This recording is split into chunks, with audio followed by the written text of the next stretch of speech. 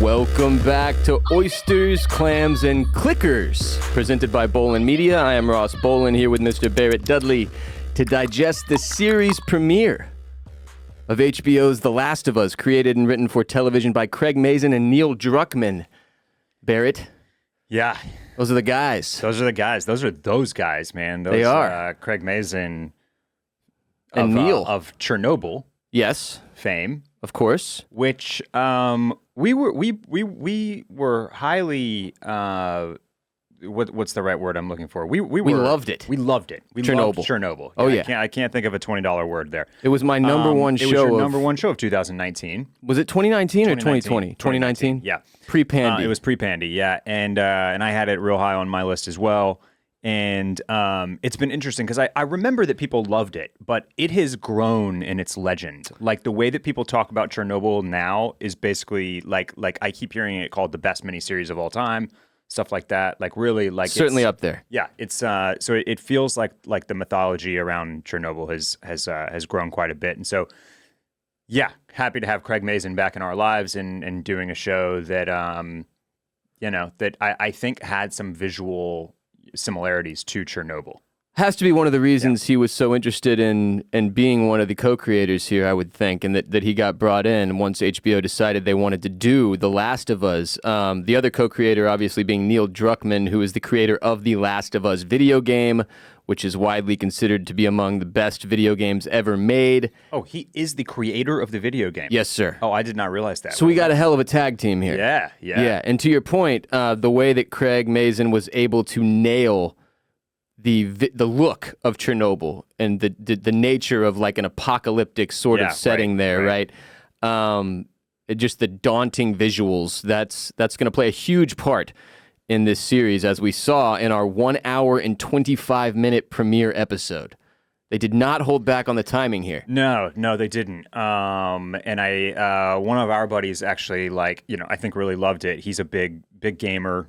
It's a gaming ship where he comes from. Yeah. And huge gamer. First, one thing that's been really interesting is just to see, like, if you thought that the Witcher Hive was like standing up for The Witcher, like the gamers are out. They are out and they are watching the show and they are talking about the show and they are praising the show and they are criticizing the show, and their voices are very loud at the moment because our buddy, he's a TV watcher, but he doesn't like chime in super regularly about stuff that we're watching or anything like that. But he's all in on this shit, He's all in on this show, dropping critiques and lauding praise and all that type of stuff. And he mentioned pacing.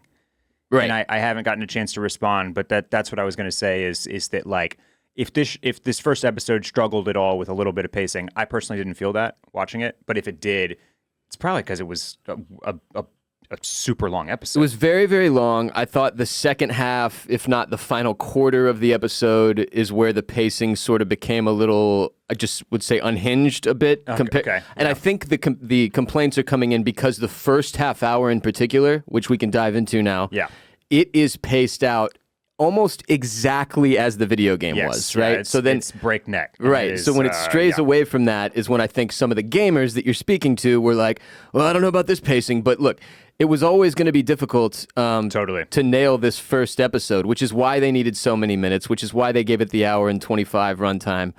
So let's dive into this thing because we do have a lot to cover. So we sure do. We cold open in 1968 with Big Head from Silicon Valley. That's right. Interviewing two doctors about potential pandemics, right?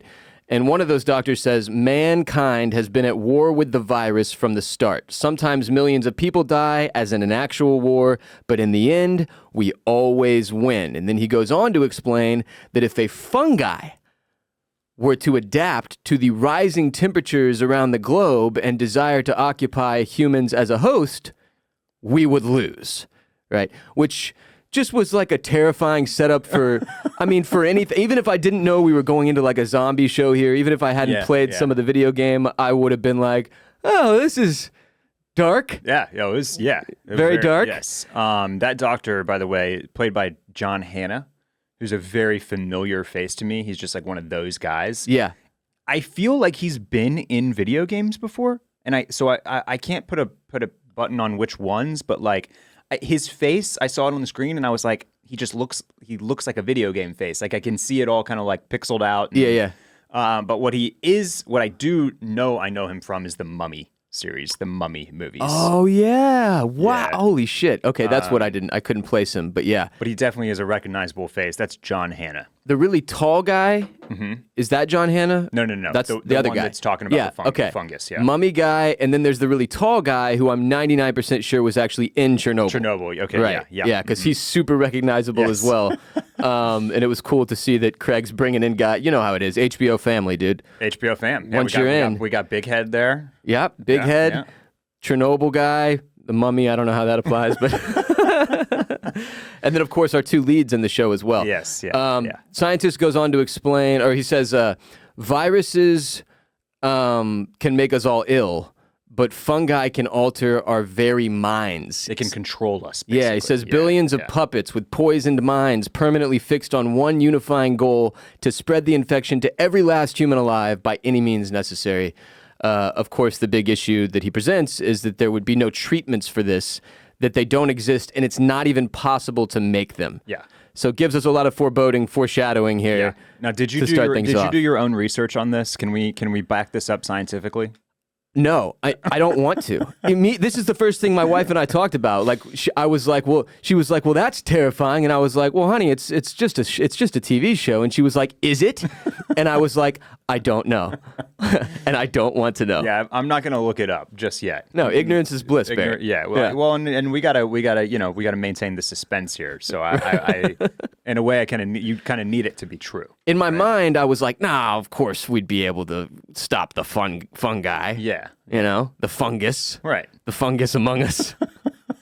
So after then we go straight into the opening title sequence from this cold open, obviously, and it's utilizing the video game music straight from the game, which is awesome, and the visuals are all pretty much straight from the game.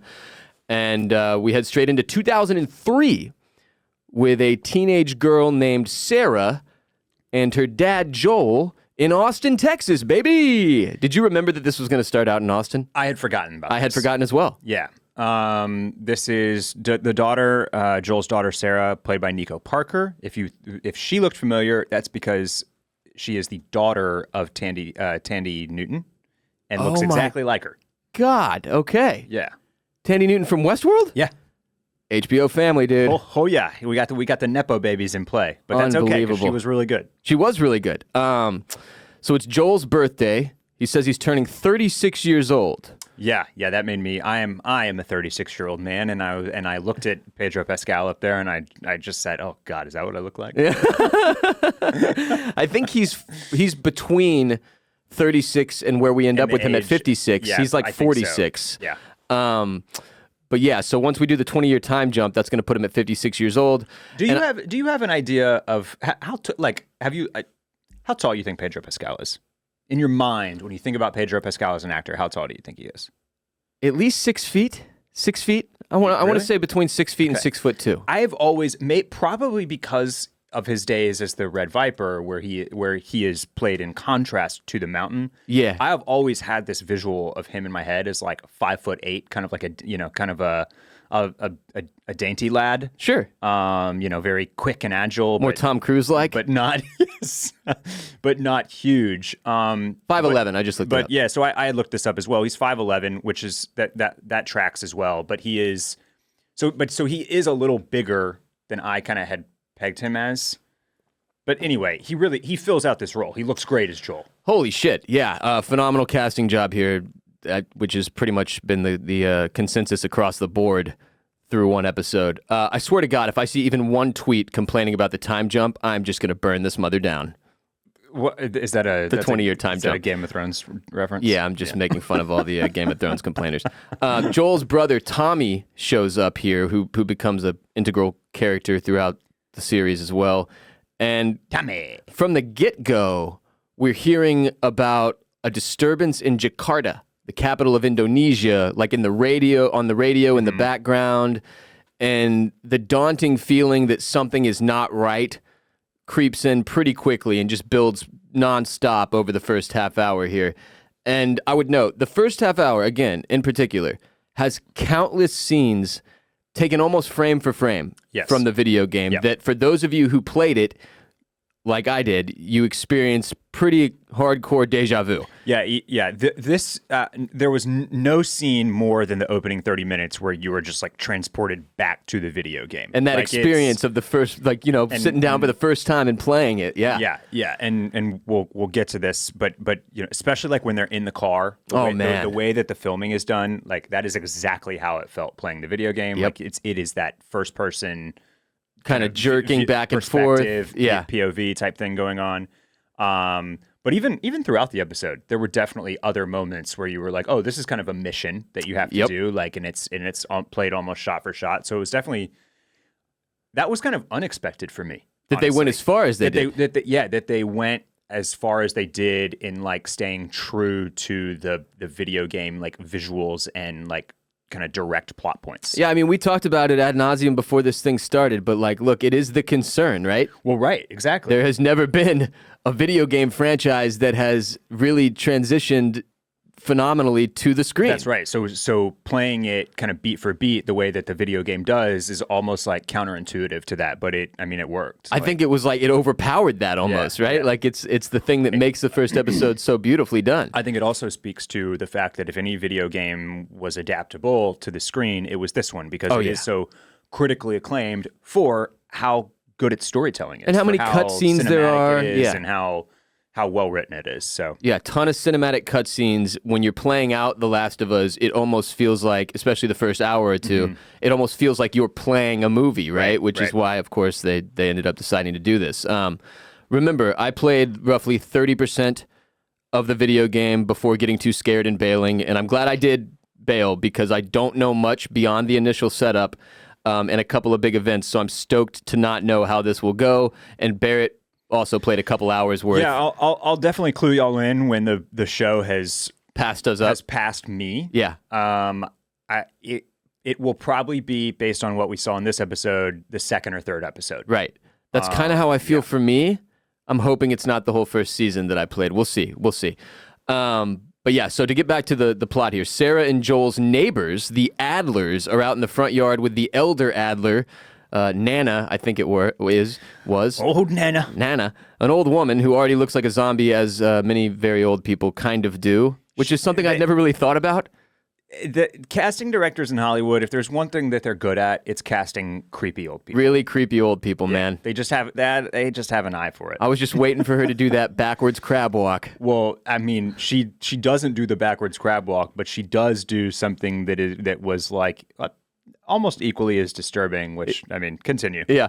So Sarah goes to school, and we get more daunting imagery as one of the students in her class is kind of twitching his wrist back and forth, like clicker behavior there, Barrett. And then after school, Sarah goes to a watch shop to get her dad's watch fixed for him with $20 she stole from him as a surprise birthday present, which is just a funny thing because when you're a kid, any present you buy your parents with your parents' money, is with their money. Yes. And sometimes you buy them something that's actually for you, like I did with my dad in Madden 1999, I believe it was. So there's like police cars and fire trucks and ambulances going by in the background when she's at this watch shop. And then the watch repairman's wife comes out and tells him they're closing and like rushes Sarah out the door with her dad's quickly repaired watch. So Sarah heads over to the Adlers because like sometimes she apparently goes over there after school to help out or whatever. And she asks if everything is okay on the news. And Mrs. Adler says, people out there need to get right with Jesus. 3 nails plus 1 cross equals 4 given. And I about lost my shit. Find God, Barrett. Is that a line from the... I don't remember that being a line in the game. I don't think it was. I got a good chuckle out of that but one. I'd never heard that before. They did pull dialogue straight from the game right. at other points in this episode, for sure. I don't think that one was, though. The elder Adler, the old decrepit woman, she's like in the background of several shots of Sarah, and at one point when Sarah's going and getting the DVD... That's the one. Her mouth drops open, and she starts doing clicker shit back there. Twitching and doing all this weird shit. Yeah, it's the first scene where I shit my pants. Yeah, that was also the scene. So Laura, my partner, who is not into super tense or horror or anything like that. Nor is my wife. That is where the phone came out after that scene. Oh yeah, as the as the distraction mechanism. She had seen all she needed for the to rest see. of the episode. It's the adult equivalent of pulling the blanket over your eyes. Yes. But we can't quite go that far anymore. So we just okay. I'm just gonna casually take out the phone here and just scroll around, scroll a little bit. Just doom scroll here to get me through this. Maybe a little Instagram, maybe a little something, maybe a little Twitter, whatever. That's whatever your extremely relatable choice is. Yeah. But the way that it was framed too, where she's just in the background, kind of blurry, starting to do the little twitches and weird mouth opening, closing thing. Yeah, it was fucked up. It was head tilt to the side, arms start going a little ham. I thought I see one of the things that I couldn't remember from the game is how long it takes to turn into like a full blown clicker. Like, and I had forgotten that there were even portions of time where you were more zombie-esque before you get into like the full like flower fungus craziness. Head. Yeah, we get earliest stage clicker here with the Elder Adler. Yeah. And then we get the latest stage clicker a little bit later in the episode when Tess and Joel walk into that one room where that clicker has become like a flower on the wall. Fungus. Like, you're a plant at that point. Yes.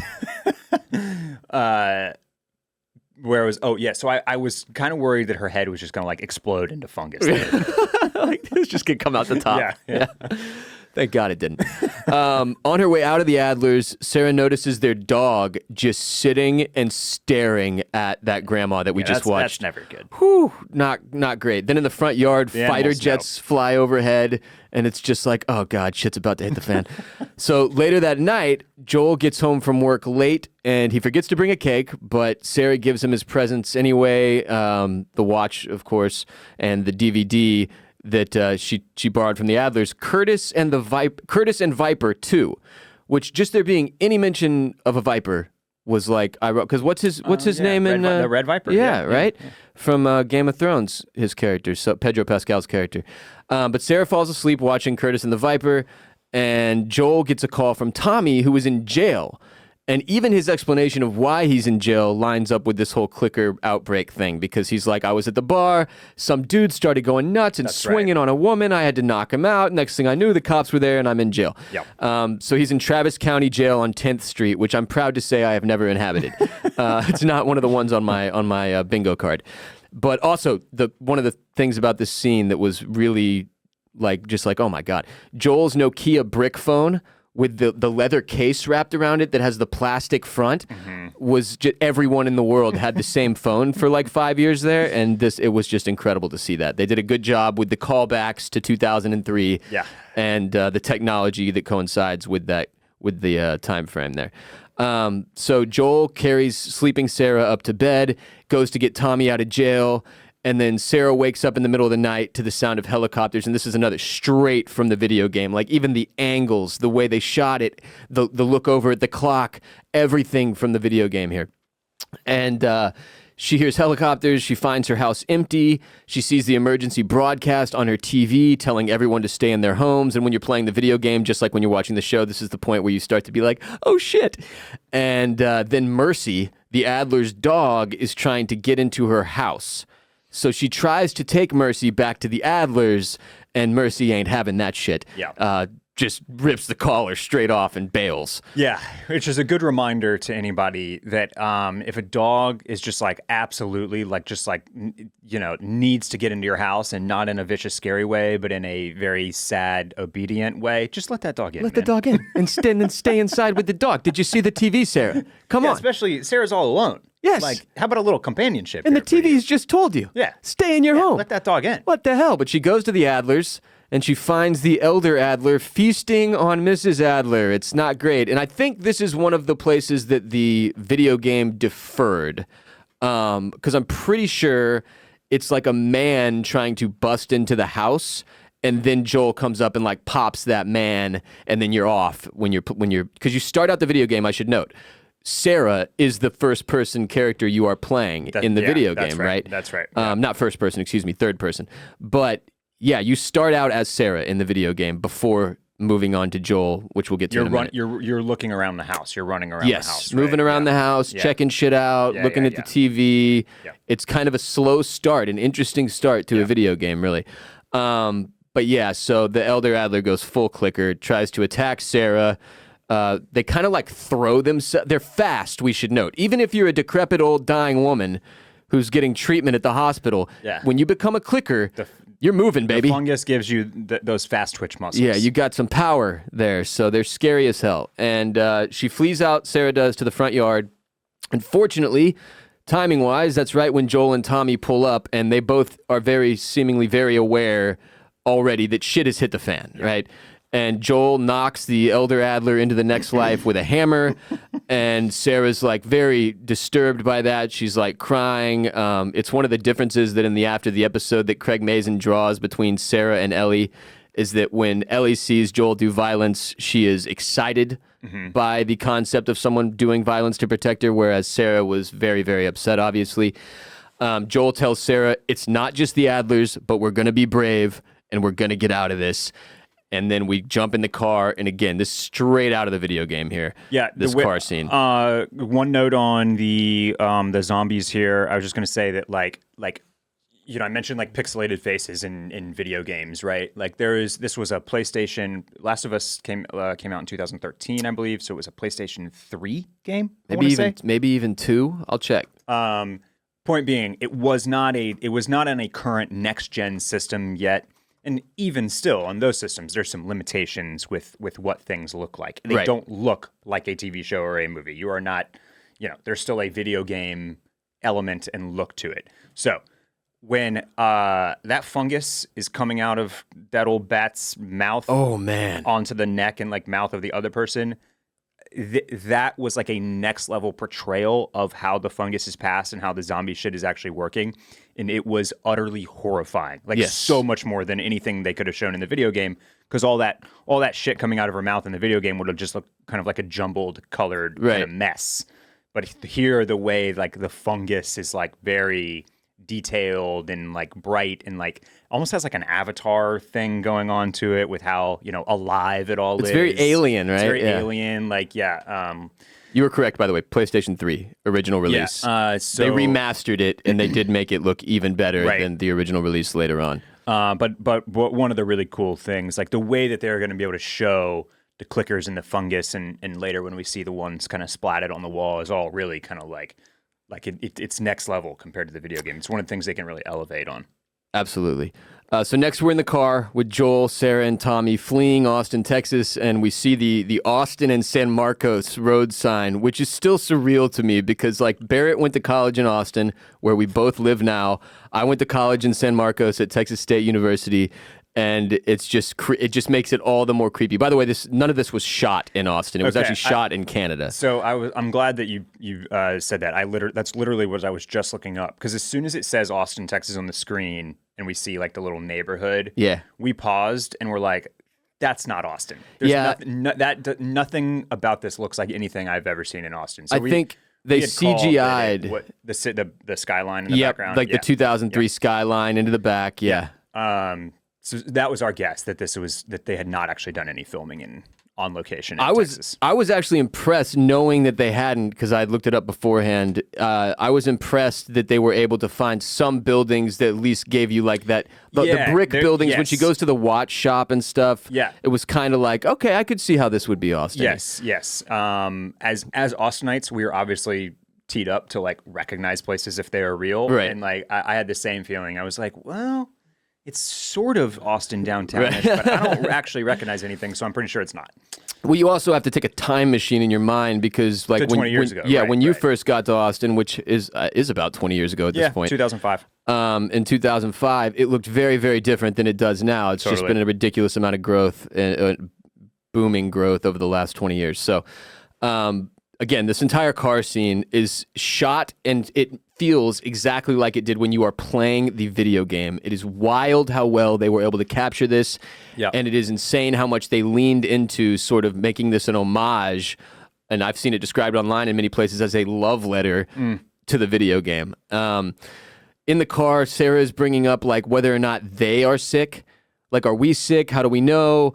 But they come across the fact that the Elder Adler, Nana, was taken into the city for the hospital, right? So she had been undergoing some kind of treatment, and Joel or Tommy mentions it's mostly people in the city who are getting sick. So obviously, with a pandemic of any kind, the closer you are with other human beings, and the more human beings packed into a smaller area, that's where the spread gets really bad. Faster the spread. As we found out with COVID over these past few years, which really, timing-wise, it makes this show, it makes the show even more relevant, right? Like, I'm wondering if the outbreak of COVID was part of the reason that they ended up, like, taking on this project, or if they had already decided before, just because it is so much more relevant now than it would have been before, right?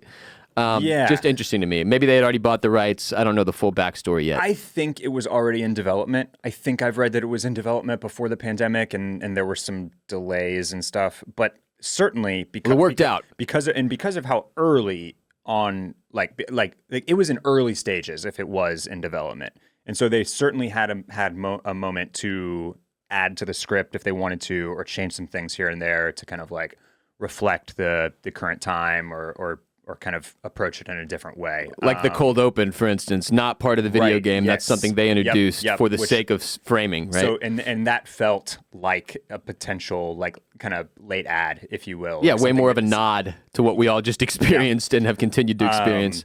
But I also think it's just, man, looking back, so many shows and movies, whether they were kind of like a zombie or shows or not, like dealt with pandemics and epidemics and all this type of stuff, whether it was Contagion, which was way ahead of its time, or 28 Days Later, or any of this shit, like, whereas like there was an outbreak of some kind. I mean, The Walking Dead even, right? Yeah. So it's really, I think it's just like, now that we have literally experienced a global pandemic, we're just way more, we just see it all the time. We're just like, it feels more real. Yeah, and we're very aware of how many instances of it are in pop culture, basically. And that's why when they explain the whole fungi thing in that cold open, you're just kind of like sitting there like, God, please I really hope that's not true. Sarah mentions, and I thought this was an interesting line, when they're in the car and they're talking about it's mostly people in the city getting sick, and she went to the hospital, right? She says, but you'd have to go a lot, right? And I think that was meant to be a line that sort of explained, like, you have to get a certain level of exposure to this thing before you're, like, because, like, she was just in the house with the Elder Adler, with the Adler family. And she also took the bus into town to go to the watch shop, I think is also an implication there. Right.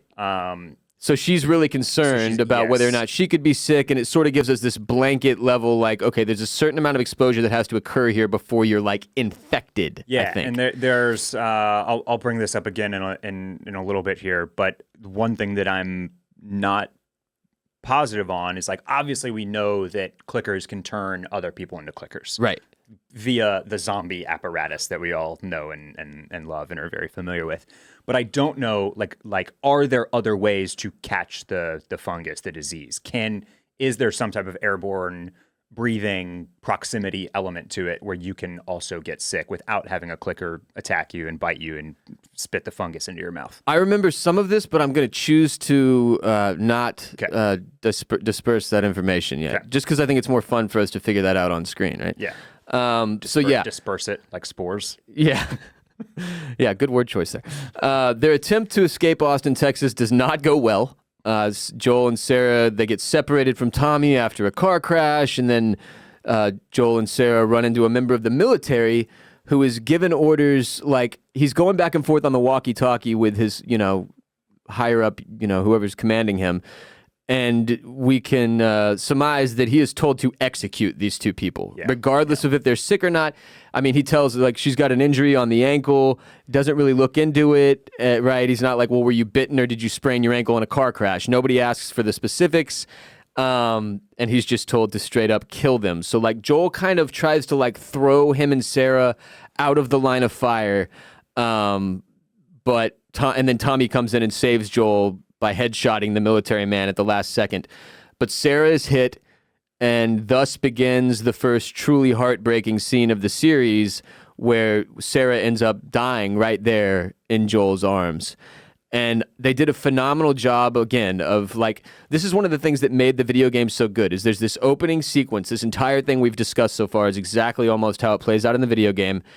And you're sort of left with your jaw dropped after the first 30 minutes of gameplay, because you're like, holy shit, that was brutal. Yeah, it's kind of, in a way, it's kind of its own very, very early Ned Stark moment, right? Because you like, thought this was going to be one of the main characters. Yeah, like you mentioned that you start out the video game as the POV Sarah character, right? And so you certainly don't think that she's going to get got here, as we like to say on the pod, this early. And it is obviously a kind of tortuous, heartbreaking scene between father and daughter, and like Craig Mazin and Druckmann say afterwards, it's ugly, it's not pretty, it's not a It's a terrible way to go. A gut shot. It's not a clean death, but probably is better than getting turned into a fungi-ridden monster. I would think so. At least she's got she's got that going for silver lining, right?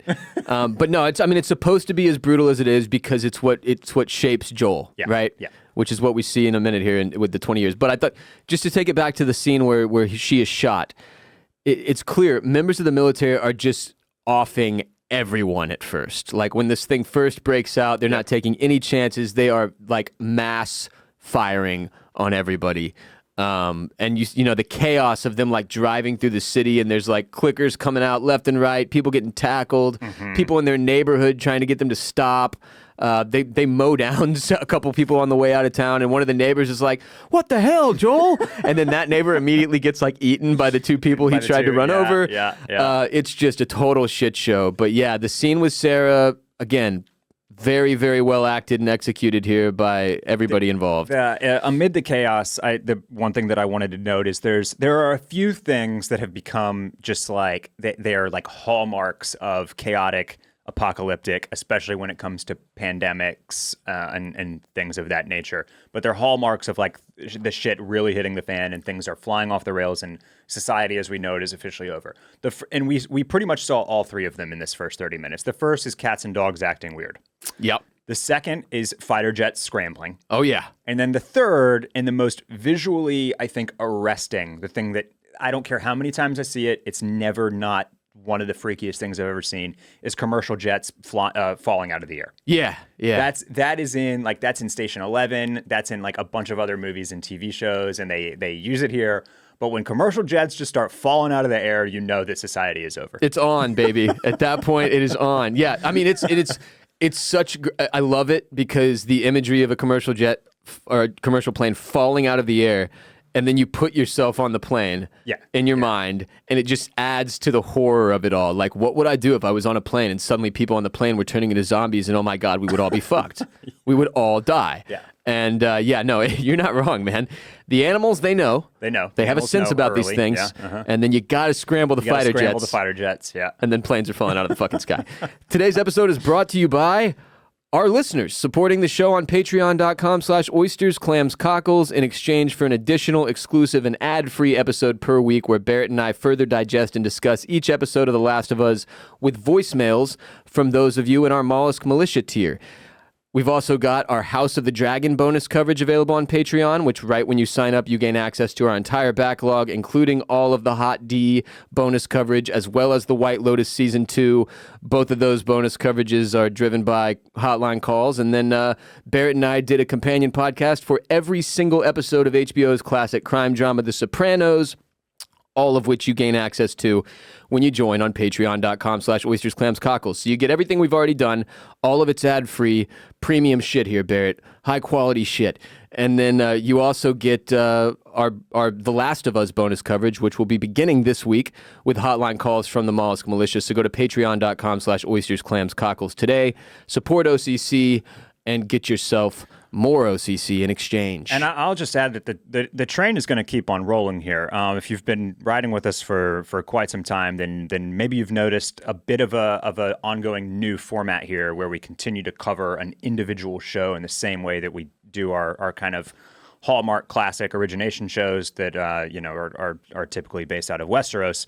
But so now Game of Thrones, House of the Dragon, then White Lotus, and on to Last of Us. And I don't know if you caught the HBO hype reel that preceded this episode, but there is going to be plenty more content. So that's the format that as we see it going forward, I think. And I mean, we've got Succession probably coming after The Last of Us. There's but I don't know what else it might be. We haven't discussed it yet, but it looks like a lot of. I mean, it might not be HBO. HBO is just typically where the hottest, best content. We prefer it, HBO, and we like the weekly release that they do. We don't have to worry about everybody binging it in one weekend. The Idol show looks kind of insane. Jodie Foster, bro. Jodie Foster in True Detective Night Country. Jodie Foster, bro. Oh my God. We're doing it. You know we're gonna do that one. Yeah. So I mean, between Succession and True Detective Night Country, like, just Jesus. It's going to be never ending this year. I'm excited. Even in a hot D off year, there is so much HBO content that's coming down the pipeline that we will definitely be covering. So yeah, we're excited to have everybody on patreon.com/oysters, clams, cockles, and writing with us. And subscribed here to our main show as well. Don't go away just because Hot D is over, just because White Lotus is over. We will continue to be your guides through the best TV that all these streamers have to offer. Yes, sir. So we jump to 20 years later, and which would be 2023 if you're doing the math, and we watch a teenage boy walk up to a post-apocalyptic Boston, and he collapses outside of this Fedra, Boston, Texas. Fedra camp. That's the first thing that popped into my mind, man. Well, because they go Austin to Boston. I know. Which is literally the plot of the movie Road Trip. Took me straight to Tom Green and Road Trip. I could not. Yeah, I'm not surprised that you had the same thought. So the Fedra officers come out and take this kid inside, and they scan him, and it's kind of subtle. They're like, "Yeah, give you a little scan here, no big deal." And in the background, you can see the scanner turns red, and you're like, "this kid's fucked." Yeah. And the second she's like, "We'll get you your favorite meal," and I'm like, "How are you gonna get his favorite?" Right, yeah. And you just got all the food back there. As many toys as you want to play with, Bear. And I was like, "Okay, you're gonna murder him." Now she's laying it on pretty thick. So yeah, from there we see adult workers tossing bodies into a fire, and one of the women is like, "I can't do this," so Joel has to toss the little boy's body that we had just seen. You knew it was walk coming. up and you knew collapse. You were going to recognize the red T-shirt and the sneakers. The sneakers were too distinct to not be a device there. So yeah, Joel is 20 years have passed, so he's 56 at this point or whatever, and looks grayer. He looks grizzled. He looks strikingly similar to Joel in the video game. Again, just all very well done. And we see here that Joel and these workers who are kind of surrounded by Fedra military units, right? Everybody's got an eye on everybody. Everybody's being watched very closely. There's heavily armed military personnel everywhere inside of this Boston compound. And workers are being paid with ration cards, basically. Like there's a currency that has been developed in this 20 years post-apocalypse, if you will. And we see signage that says report signs of cordyceps infection, and with the curfew listed, it's 6 p.m. to 6 a.m. the curfew. And we see people being executed, hung to be more specific, for violating the curfew and having committed unauthorized exit or entry into the quarantine zone as well. QC. So there's a very specific area you're allowed to stay. There's a very specific time you're allowed to be out and about, and it's all very, very heavily policed. Right. So Joel meets with one of these Fedra soldiers and sells him some painkillers, hydrocodone, I believe, from Atlanta. They get real specific. And he's got some kind of relationship with this guy where they're sort of helping each other out. The dude's trying to locate a battery for him. We don't really know to what end yet. And then we meet Tess, who's another one of our main characters here. She's being interrogated by Robert because they had a deal go sideways somehow. And this storyline, again, is straight from the video game. But the difference is, in the video game, you go and physically, take Robert's shit down. You go into this building where Robert has all these men, and you have to fight them individually. It's one of the first big missions in the game. And then I believe you end up killing Robert. So it's not the way it goes down in the TV show. The plot mechanics here between Robert and the Fireflies and Joel and Tess are I think a little bit different, because I definitely remember that you're kind of looking for Robert and you go find him and go find him. It's holed up in his office. Tess here being played by Anna Torv, who for 5 minutes I thought was Carrie Coon. So did I. Same. Big same. But that is because Anna Torv and Carrie Coon do quite resemble each other and do. also sort of have similar mannerisms and play similar roles. Anna Torv, most notably from Mindhunter. Right. Yeah. A performance which I loved. And anyway, once I realized it was her, I was like, oh yeah, this is perfect. Very excited for her. I think she's great as Tess, and I like her as a performer. Well, and also Anna Coon is from Carrie Coon. Carrie Coon, excuse me, is from what HBO show? The Leftovers. The Leftovers. There you go. So it kind of makes sense that in our heads we would try to plug her in. HBO Family. So a bomb goes off during this interrogation between Tess and Robert. It's presumably one set by the Fireflies. This is like a rebel group within the quarantine zone attempting to overthrow Fedra, which we get a little bit more information about shortly. But yeah, they're the rebel group, Fireflies. That's kind of all you need to know up front. And the Boston wing of which is run by Marlene, who we will meet momentarily. So after that, we're in a room with a little girl who is chained by foot to the ground. And it's Ellie. This is another one of our main characters, obviously, who's another member of the HBO family, is playing her. But she's telling members of the Firefly Rebellion that her name is Veronica. So she's like lying about her name. They're coming in and checking her. They make her count slowly from 1 to 10. And she's clearly been doing this test many days in a row because she knows the next step is to hold out her left hand before the chick even says it. And they are pretty obviously testing to see if she is turning into a clicker, right? Like that was the immediate read, I think, for everybody watching, whether you played the video game or not. They're trying to tell if this girl is turning into a zombie, right? Yes. Yep. So then from there we find out Joel is looking for his brother Tommy, who is apparently still alive, but he left the quarantine zone 2 weeks ago, hasn't been heard from since. As he says later to Marlene, you guys turned my brother against me. I think it's safe to assume that Tommy is in fact a member of the Fireflies, that this was some kind of a difference that he had with his brother. He didn't want to be a Firefly. His brother wanted to be a Firefly. So he's been off running Firefly missions, and they stay in contact, but they're not as close as they once were, perhaps. Yeah, and I think that's something that you pick up on in this first episode is that it feels like Joel and Tess lie somewhere in between, right? They are not full-on insurrectionists, rebels, part of the Fireflies, terrorists, but they are also certainly not aligned with Fedra either. Right. So right. they're free agents, if you will. And Joel's doing work for Fedra on some level. They're paying him. Right. He's a worker bee, if you will. But yeah, so Ellie is in this room, chained to the floor, and Joel is looking for his brother Tommy and trying to get a battery so that he can power a car so that he can go find Tommy wherever he may be, because it's been 2 weeks and he's never not radioed in after at least a day. Yep. He also pops pills and pounds booze and passes out, and Tess comes home and gets in bed with him. So they're clearly in some level of relationship here. They're like living together, maybe lovers. We're not really sure yet, but I think that's certainly the inference by her sleeping in the bed with him. So at Firefly headquarters, which is where we saw Ellie, or Veronica, as it were, being interviewed, interrogated, whatever, Marlene explains that she clearly is like in charge here, Marlene. And she explains to Kim, who is questioning her and her motives and methods, that they're in a war against a military dictatorship they're trying to spread democracy and freedom. So they are a rebellion, right? It's almost Andor-esque in that way. Yep. And she explains to Kim, who is questioning her, why they are keeping a random girl locked in a room. She gives her the explanation up front on some kind of piece of paper. We find out later, right? It's because she seems to be immune to the cordyceps virus that is ravaging humanity. She has received some sort of a bite or wound or been infected on some level.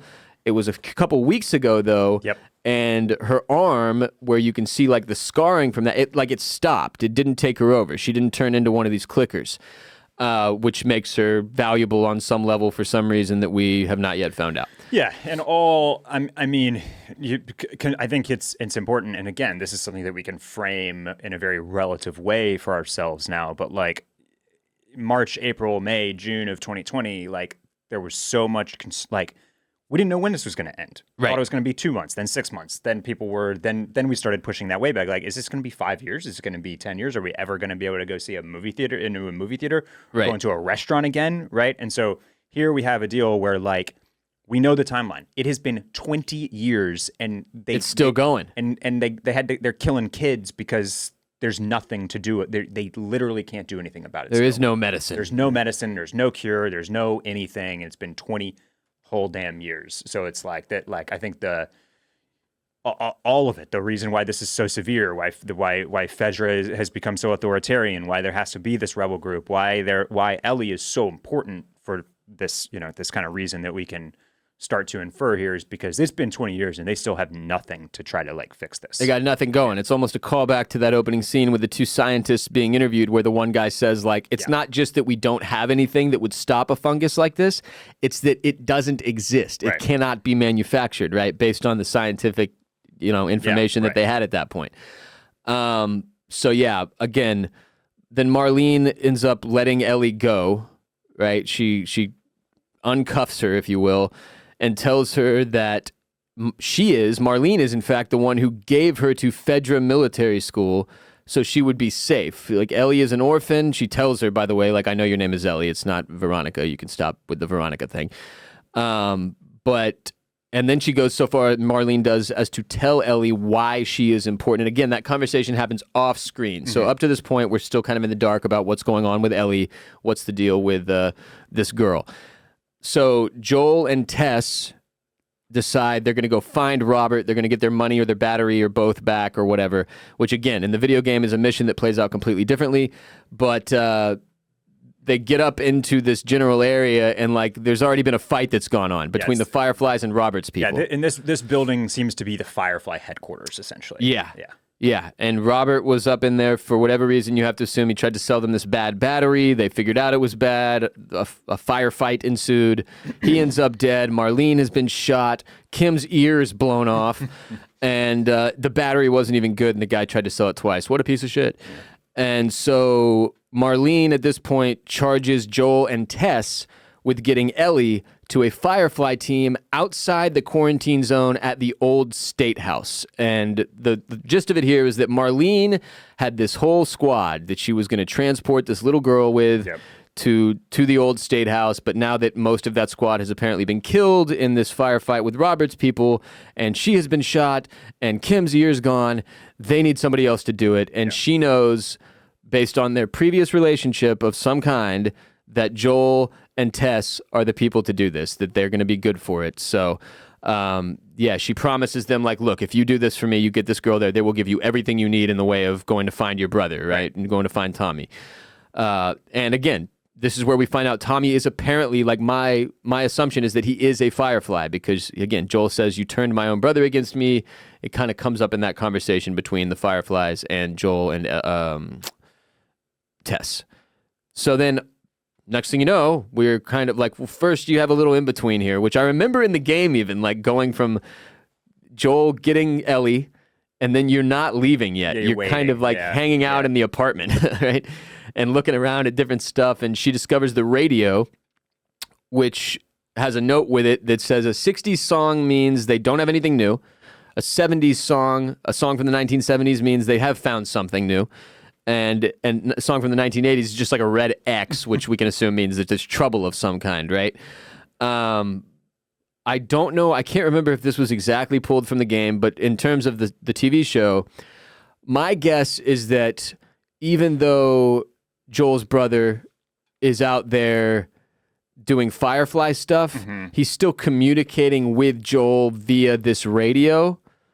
And doesn't Joel mention something about who's playing the songs on the radio or not? I can't remember. Okay.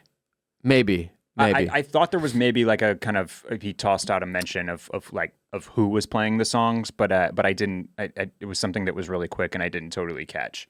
Yeah. But 60s, nothing new. 70s, found something. 80s, trouble. So on the way out of the quarantine zone, they eventually leave, and on the way out of the quarantine zone, Joel, Tess, and Ellie run into the Fedra soldier that Joel was slanging drugs to, and he scans all three of them, right? You get green on Tess, you get green on Joel, and then before you can see what the scan on Ellie did, she shanks this dude in the leg with her switchblade, and chaos ensues where he freaks out. He's about to shoot the girl. Joel steps in front of them, in between them, and he has like a flashback to Sarah, his daughter. And as Craig Mazin puts it after the episode, in that moment, he can't even. It might as well have been Sarah standing behind him. Right. He's like full blown taken back to the trauma, and he beats this guy to absolute death. Yeah. I think that's safe to assume. Pretty brutal stuff. And again, Ellie is behind him and is not recoiling, is not like noticeably shook by this.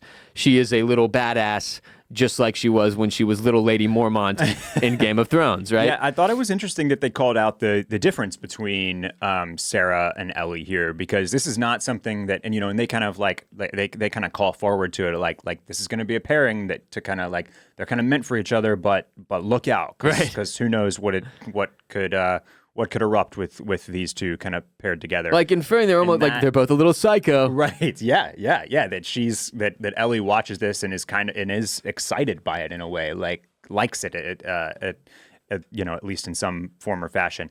And that was not that's something that I never, I don't know if that kind of contrast or comparison was ever drawn is drawn later in the video game. It's clearly something that they want to play with and kind of, zero in on here in the show. So I'm kind of curious to see how that plays out a little bit further, the difference between Sarah and Ellie and how their differences kind of like have an effect on Joel and what he does. In part, I think the only thing that has really struck me so far is it's the comparison. It's like the loss of innocence in that 20-year period, not just for these two girls specifically, but for humanity on the whole. Sure. Yeah, right? Being a little girl in 2003 versus 2023. Right. This type of shit wouldn't even shake you anymore because you've seen so much and the world is such a colder, more violent and disturbing place that it's almost to be expected, right? But yeah, I mean, the part about her being excited is excitement over someone willing to defend her, right, and having the means to do so. Yep. is the way that they put it. So yeah, our speaking of the loss of innocence, our gaming buddy brought up that butterflies would likely be a motif throughout. Yeah. And we see several in this first episode. With the two girls, Sarah has the butterfly bed sheets in the beginning of the episode, straight out the video game as well. And then when Ellie is sitting in the window at Joel's apartment, listening to the radio and deciphering the code and all that, there's like a butterfly kind of like hanging there, like in like a stained glass or something like that. So that's something to look out for as we move forward. Some Easter eggs potentially. So our big climax here is when they see that Ellie's scan comes up red, that she is in fact infected, right? So that it turns out, even though this virus or this fungi doesn't seem to overtake her and turn her into a zombie or a clicker, she still registers as sick. Yeah. Which you have to think is one of the reasons that Marlene had to step in and keep them from shooting her back. That's one of the things she addresses with Ellie when she's still in that room. Right. And it obviously is very shocking to Tess and Joel that they are transporting an infected child out of the QZ to this old state house. But Ellie's like very quickly explaining to them, like, I'm not sick. It does, like, I'm good, whatever. You can see Tess kind of trying to process that, right. And Joel is still so kind of out of it from beating this dude to death that he doesn't even really have time. And then that's kind of, we're just like whisked off. They're going under the QZ fence line and they're off. And we flash back to the room, the apartment, Joel's place that they had been hanging out in, where we have Depeche Mode's Never Let Me Down Again playing on the radio, which was released in 1987, the year of my birth. And definitely doesn't, like when we zoom out of the city that they're like walking towards and you hear like the clicker like screaming and shit, it's just like, oh, good. Like, it's almost just like telling you, like, by the way, if you haven't picked up on this yet, you're in for a lot here this next several episodes. You think there's going to be some zombies next episode? I think you might see some clickers. People are going to die. There's going to be screaming and bloody murder, and it's going to be chaos. And yeah, so that's how this one closes, though. And as far as adaptations go, even just one episode through, I think it's probably safe to say this is the greatest video game adaptation ever made. Way too early to be saying this, but I'm saying it anyway. That was so wild to watch as somebody who played all of the things we see on the screen in episode 1. I had played through that section of the video game, and they it's not like, oh, they just copied the video game. It's like, oh my God, they did justice to the video game. They really took the video game, and like you said earlier in the show, elevated it through visuals and Yeah. through acting. And like, look, no disrespect to the voice actors in the video game. They were phenomenal. It's one of the things that made the game so great and seems so easily adaptable to the screen. But like Barrett said earlier in the show, video games are limiting in what they can do with the facial acting. That's not an area we're going to struggle here. Yeah. So to that point, I thought an interesting note is that the woman playing the leader of the Fireflies, Marlene. That's Merle Dandridge, who did play Marlene in the video game. Which is just fucking wild. Did she actually play her in the video game? Yes. That's crazy. She is the originator of that role. She was the voice and the physical. Oh wow, you're right. Actor. Yeah. And I think that she's the only one that went straight from video game to this. Kind of got yeah. But they include her in the after the episode interview. Right. So I thought that was kind of cool that she was able to land the part again, for a second time, because it's definitely it's a different thing, when you're. I think I looked up the audition tape for what's his name, and the guy that plays Joel in the video game, and like he's got the great voice for it, but he does not have the right look. Like he is not as kind of broad and surly looking as Pedro Pascal can play. So it makes sense that Troy Baker, thank you. Yeah, you're right. He doesn't have the look. Right. So it's just it's cool that Merle Dandridge was able to kind of translate to both. But yeah, to like you were saying, man. Like I think the biggest thing here is just how well written the video game itself was. It is a huge testament to the game. That the story was concocted in a way, it's almost like somebody wrote a script for the screen and then was like, you know what, this would be a sweet ass video game. Right. Yeah. Like instead of the other way around, because that's watching this first episode and knowing that all the early reviews are phenomenal and kind of already being able to say that this might be the best video game adaptation ever. One episode deep. One episode in. I think that's mostly obviously it's done by the right studio and cast extremely well and has the right director and showrunner. But you also got to have the source material. It's a testament to the game. You think about Showtime trying to do Halo. Right. There's just not as much depth built into that video game. No, being a badass video game is the gameplay, not the story. Being a badass video game does not mean that there's great storytelling involved. Right. In fact, it is often the thing that is lacking, and it's the reason that so many video games have failed to translate to the screen because they don't get a good enough story that will match up with the visuals and the action and the cool shit from the game. Yeah. It's the thing that made The Last of Us so much fun to play. And like I said earlier in the pod, it really did. It was it felt like I know there were a ton of video games like this now, but back when this one dropped, it was the first time I had ever played a game where it felt like I was the main character in a movie and getting to move that character around, because there were so many cutscenes and cinematics, and the dialogue was so good. It was so well written. And yeah, I mean, on one hand, I want to give the show so much credit. I'm just like, wow, that was an incredibly stimulating and visually appealing first episode. And on the other hand, I'm like, but you don't really deserve any of this credit, because this was all the video game. It was there for you already. All you had to do was nail the visuals, which we got Craig Mazin for. And I'm curious to see how that continues on. This one was, the first episode was so in line with the game, and how much they stray from that is going to be interesting. And also, Barrett noted, the reviews for this have been shockingly good so far, to the point that we are kind of blown away by how well received it's been from both critics and audiences.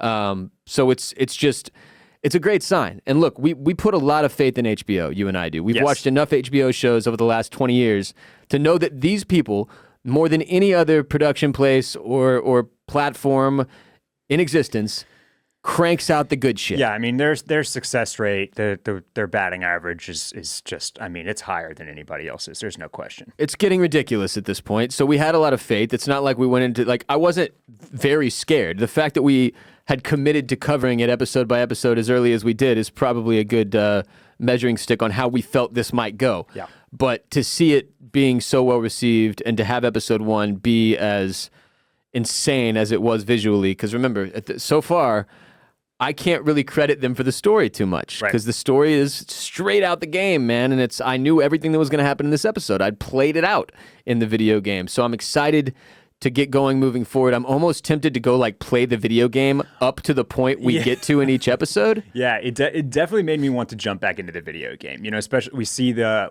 scenes like in the weeks ahead on The Last of Us, and that's where I can see that like, there's definitely some shit I'm seeing here that I never got to in the video game, and so I am definitely, even if I don't go play during season, I definitely want to revisit the video game after season 1 is over. And I believe that I believe it's been said that this show is supposed to go 2 seasons. It's not supposed to be any more than that, and they're going to cover each game basically. The quote I saw was that it won't be 5 seasons. Okay. So it was like he couldn't quite commit to how many it will be, but it won't be 5. We know it will be done before that. Yeah. But it's definitely it's got an right, like they're going in knowing that it's more limited, that they're not trying to run this out 6, 7, 8, 9 seasons like some other zombie shows. Yeah, they don't want to be going for 15 years. So yeah, you can kind of like the story is contained. It does have a start and an end that we already know about. So I don't feel weird about going back and playing the game. I love that you mixed in a subliminal at The Walking Dead.